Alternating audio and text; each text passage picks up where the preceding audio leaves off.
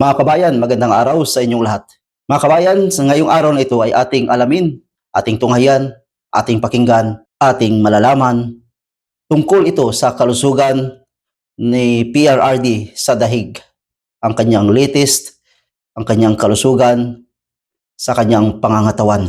Maraming mga media, mga big stream media sa Dahig na nandoon nakatutok kay PRRD. Tinanong ng media ang attorney ni PRRD na si Attorney Kaufman kung kumusta si PRRD sa loob dahil siyempre nagkita sila ni PRRD, ang kanyang abogado. So nung tinanong, ang sagot ng kanyang abogado ay simple lang. Pakinggan natin. Yesterday, how was he? In good spirits. So yun mga kabayan, pag sinabi kasing good spirit, so buong katawan natin yun, no?